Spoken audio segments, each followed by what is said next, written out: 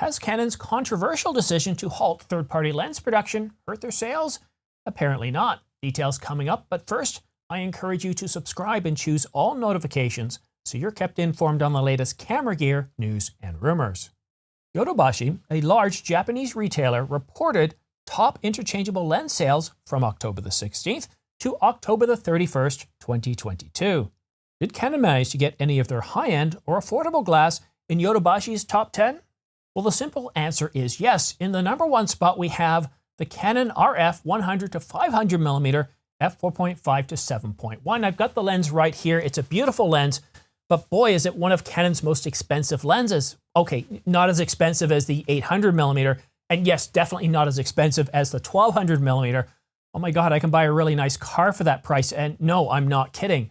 This lens set me back $4,300 Canadian and sells for around $2,900 US. But the quality, the sharpness, the detail, and to be able to shoot handheld with this lens without a tripod is exactly what I did in these scenes where I shot some turkeys a couple of weeks back. I'm not using a monopod, I'm not using a tripod, I'm not even using a gimbal. This is handheld at 100 to 500mm, and the lens absolutely performs. But as you and others have pointed out in the comments, it's expensive and not for the ordinary filmmaker or photographer. If you are into shooting wildlife, yes, it's a very good lens, and it gives you very good detail, sharpness from the center to the edges throughout the entire focal range, and I absolutely love it. I still miss my 800mm that I sold not too long ago to purchase this lens, but the RF 100 to 500mm is a good lens, taking the number one spot at $28.99. And in second place, do we have another Canon? Yes, we do. We have the Canon RF 70 to 200mm f2.8 image stabilized USM. This is a staple for wedding and event photographers. I don't know any wedding or event photographer that actually doesn't have a 70 to 200 focal length in their bag. It's a go-to, especially shooting in churches or other low-light situations where you can't get up close to the talent, or the talent just won't let you get up close. The 70 to 200 is a good lens, but like the RF 100 to 500mm, it's not cheap. Coming in at $27.99, it's almost up there with the Canon RF 100 to 500mm, but it's a very good lens. It's a staple among wedding and event photographers for people that need to get up close to their talent, but the talent just for, well, aesthetic reasons won't let them. This is a go-to lens, and at f2.8, it performs really, really well. I don't own a lens with a focal range of 70 to 200, and for a while I was almost embarrassed to admit it. A photographer, a videographer that doesn't shoot at 70 to 200mm? What's wrong with me? Is there something about how I shoot that I don't understand the need of that focal length? No, not at all. You see, what I shoot, the run and gun and the studio work, I find that the 50mm f1.2 is perfect for this low light studio scenario. And when I'm shooting run and gun stuff outside in bright light, I find that the 24 to 105 f4 is a terrific lens. It has all my favorite primes, the 24mm, 35 and 50. It allows me to shoot pretty well wide open, but when I want to focus on the subject and get into the scene, 50mm is perfect. And constantly switching out primes when I'm outside in dusty situations, I just love the quality that the 24 to 105 f4 provides me with, allowing me to switch between 24, 35, and 50mm. And as a video shooter, I actually found a lens hood that works really, really well for this lens. This is it here. I'll put this in the comment section down below, but it's a video-sized hood, so even at 24mm, the lens hood isn't going to get in the way, but it's going to help protect you, help protect your contrast. You're not going to get light coming in from odd angles, just destroying your contrast. However, if you are panning and moving the lens while at 24mm, what you're going to find is, due to IBIS and some other characteristics, you're going to see a bit of the lens hood and you're going to have to do some cropping. However, if it's locked down on a tripod, you're not going to have a problem. And as you move to 35mm or 50mm, the lens hood isn't going to get in the way at all. So yeah, one of my favorites, the 24 to 105 at $12.99. It's not the cheapest lens in the list of lenses we're going to look at here today, but it's certainly one of the more affordable Canon lenses. $12.99 to be considered affordable? We can still buy solid cameras for that price. We can buy the Canon EOS R10, and we're not too far off getting the Canon EOS R7. So I get it, $12.99 isn't affordable, but when you look at Canon's RF glass, the 24 to 105 is one of the most affordable you can get. And if you keep an eye out for sales, especially coming up to Black Friday, I wouldn't be surprised if you see this lens go on sale. We just recently had the Canon 100mm f2.8, this one here, go on sale for $400 on B&H, selling for $999. I don't know if it's still on sale. If it is, I'll go ahead and flash it up in post so you can see the actual retail price of this lens. But at $999, that's pretty affordable as well. So the top 3 most popular lenses sold at Yodobashi are Canon. Well, what about 4th place? Yes, we have another popular focal length, the 24-70, and I was really interested in getting this lens, but when I saw the price of $22.99 compared to the 24-105 at $12.99, and I was lucky enough to get this on sale after taxes and everything, I paid around $1,200 to $1,300 Canadian, so just around $1,000. This was 2 years ago before the price hikes. I was able to pick up this lens for around $1,000 US, and I just love it. It's one of my go-to lenses. But the 24-70 is a really, really good lens. f2.8, image stabilized USM, terrific sharpness from the center to the edges throughout the entire focal range. But at $22.99, what? Sorry? Yeah, sorry, my bad. It's actually $23.99. So yeah, no, it didn't go up $100 since I started recording this video. I just got my prices mixed up. But not too long ago, it was $22.99, $23.99. For those of you living in the United States, you might consider these to be expensive, but if you live in Canada, the United Kingdom, Europe, Australia, New Zealand, with our currencies having dropped against the US dollar this year, these have gotten significantly more expensive, like 20 to 40% more expensive. So you think you're feeling the pain, try living outside the US, the pain is even more. And talking about pain, 5th place, we actually have the most affordable Canon RF lens rounding up the top 5. And it's that RF 100 to 400 millimeter at $500 or $499. It's f5.6 to 8, so it's not as wide open and fast as the 100 to 500 millimeter. But then again, this guy here, wow, it's almost $2,500 more, or about almost $4,000. Well, not $4,000, about $3,500 Canadian more. It's that 100 to 500 is terrific, but it's expensive. And all the reviews of the RF 100 to 400 millimeter f5.6 to f8 shows pretty good sharpness for this lens. And if you really want to get into super telephoto and can't afford the RF 100 to 500 millimeter, I recommend taking a serious look at this lens.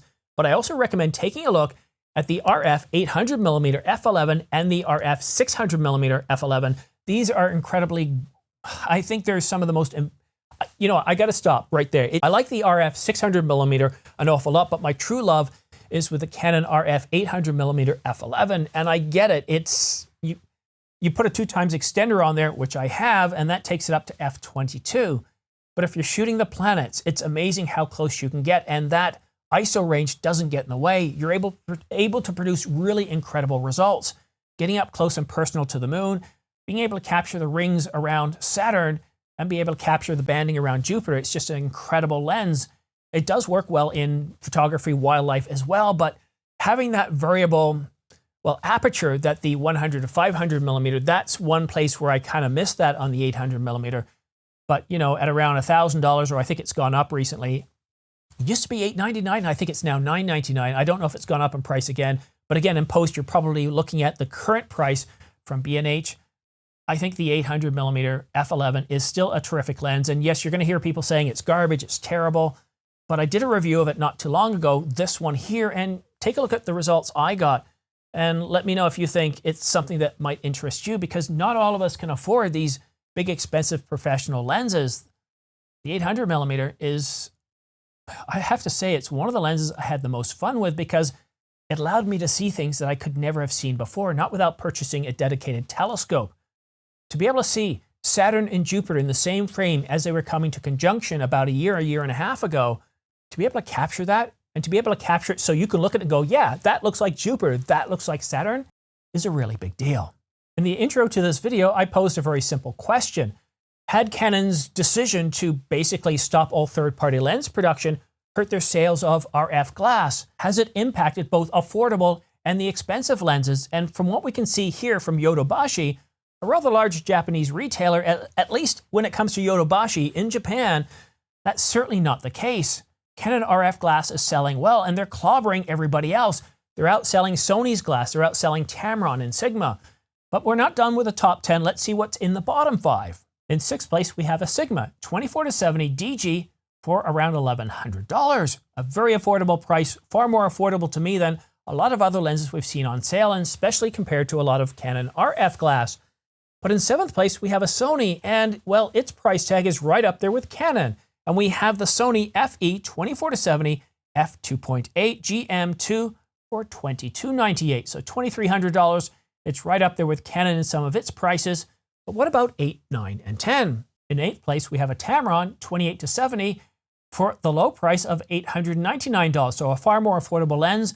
And then in 9th place, we have another Tamron, the 24-40 for $699. And these are both f2.8 DIV VXD lenses for Sony's E-mount. So, and that's why I love Tamron and Sigma lenses. You just have to look at their prices. $899, $699 for the 28-75 and the 20-40, both f2.8. That's a pretty good deal. And Sigma too, I can't wait till we see these lenses on the Canon RF mount, and they are coming.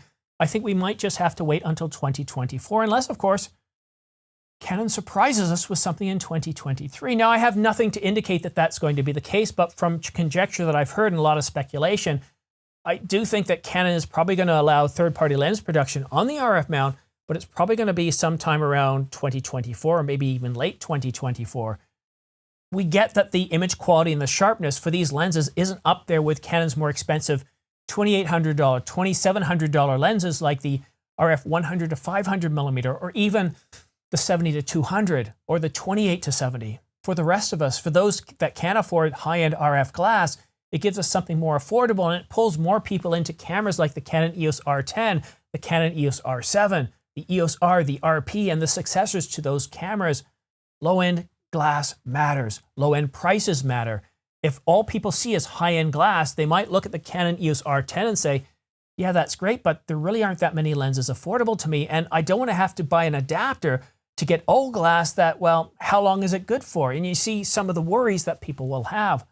I do believe that Canon will allow third-party lens production on the RF mount, but until then, there's going to be a lot of people saying, you know what, this isn't for me. But what we can see from actual sales data from one Japanese retailer, and again, it is just one Japanese retailer. There are many other like Big Camera and several others. And then, of course, there's B&H or Adorama here in North America. And I understand this is a single data point, but this data point is from a rather large sample size.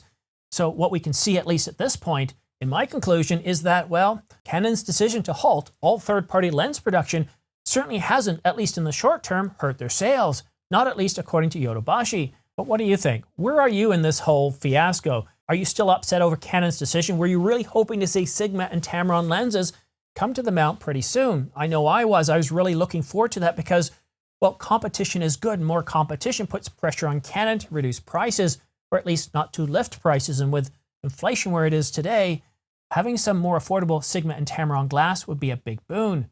Myself personally, I'd rather save up and get really good glass that I know it's going to hold its value over time.